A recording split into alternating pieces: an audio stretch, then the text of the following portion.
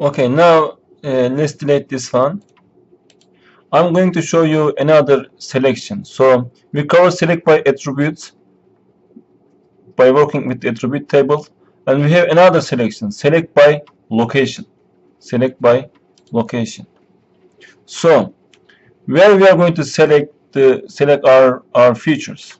So I will try to select crime points by using a location. So let's say it is neighborhoods, right? Neighborhoods. So the spatial selection method for target layer is intersect the source layer feature. You can go and then look at the others, but the first one is very similar uh, to this one. Contain the source layer feature, or if you want to be very precise, then you can go with completely contain the source layer feature. But most of the time I go with the first one, intersect the layer source layer feature. When a crime point intersect with a neighborhood, okay, those crimes will be selected. However, just close this one right now because I don't have any crime points. Let's deactivate the buffers that we created before in the previous videos. Activate the crime points. Okay. Now come to, okay, let's wait until it populates. Okay, clear the selection. I wanted to clear all the selections. My previous selection for the robberies. Clear the selection. Or you can clear the selection by going to, okay, now this shows the selected records. In order to see, since we don't have any selected records, this will be no record. Then you need to go to show all records. If you want to clear the selection, you can also clear the selection from here. Clear selection. Okay, close this. Again, selection, select by location. I am going to select crime points by location.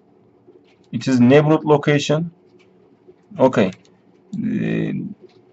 Here's a problem we have. When I do this one, all crimes will be selected. Why? Because I didn't single out any neighborhood from the neighborhood shapefile.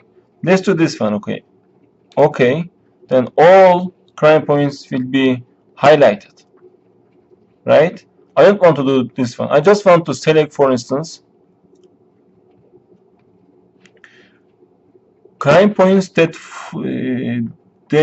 are in the Orderine neighborhood. Okay, in order to do that one, let's use a trick that we did in the previous video. Let's go to neighborhoods, make a right click, open the attribute table, you know, all records if you don't see anything. Let's create a query for the display name. Get unique values is equal to Orderine. Verify it. Now it is successful. Apply it. One neighborhood is selected. It is Orderine neighborhood. Actually, this one, right? Close it. So my Orderine neighborhood is now selected. What I can do right now, I can go and then make right click. It's very handy. You know, I use this one a lot. So I wanted to show this feature to you. Data, export data. When I export the data, what I'm going to export, I will only export Orderine neighborhood. So let's say this one OTR Orderine neighborhood. So selected features, which selects only OTR. Let's make this one OTR. Okay, yes. Now I have OTR, Orderine neighborhood. Let's bring this one to the top, you know, rank the layer to see this. Okay, clear the selections. Go to here, carry this one to the top. Okay, now I have OrderRine neighborhood. What I can do, let's make this one, you know, no color for the field color. Okay, and yeah, you can barely see it, but it's there. Okay, now go to selection, select by location, crime points. I would like to select the crime points by what now? By OrderRine neighborhood. Okay, say okay. So you can see that only go to crime, only OrderRine neighborhood crime points were selected now.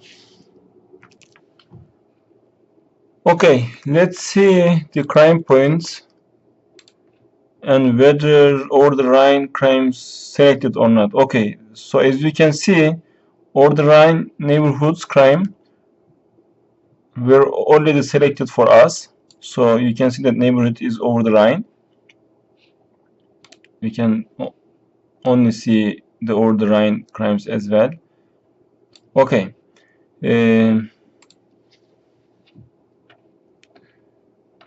Let's open the OrderRine neighborhood. When we open it, you will only see one row for the OrderRine neighborhood. This is just a polygon for OrderRine.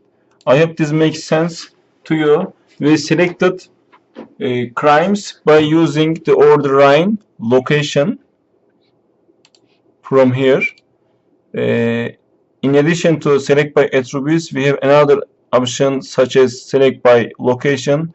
You can make some practices with this by using another shapefiles. You can also use the line shapefiles and then get the crimes that intersect to those lines. Okay, it's the same thing.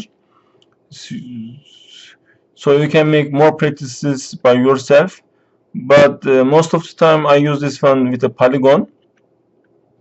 So that's why we did this OrderRine example in this case.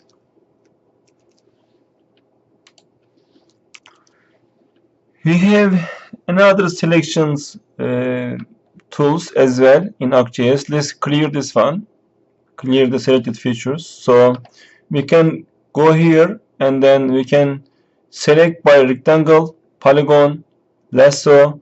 Let's say rectangle. When we make a rectangle, all those points will be selected for us. Actually, oh, there's another feature. I don't know it is right time to cover this, but here we have list by selection options. Okay, when we click on this, we can say that we just want to have here we have selectable selected and selectable layers. So I can just say that I would like to select only the crime points and deselect the others, So this will be not selectable when I use select by rectangle or polygon feature of ArcGIS. Let's click on this. So these are not selectable anymore.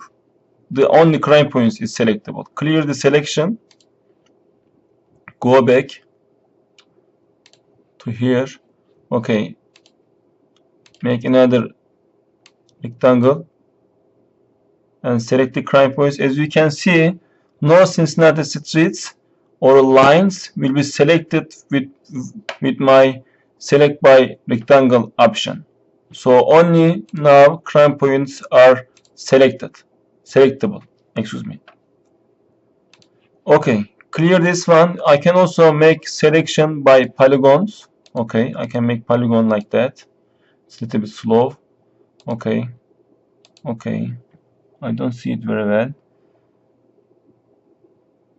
And make a double click to select the crime points that fall inside to that polygon.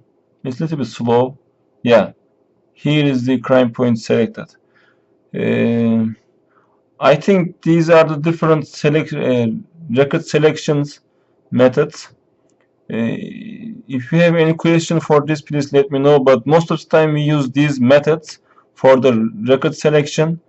Select by attributes, select by location, and select by any geometrical shape. Okay. In the next video, I'm going to cover record aggregation and table joins.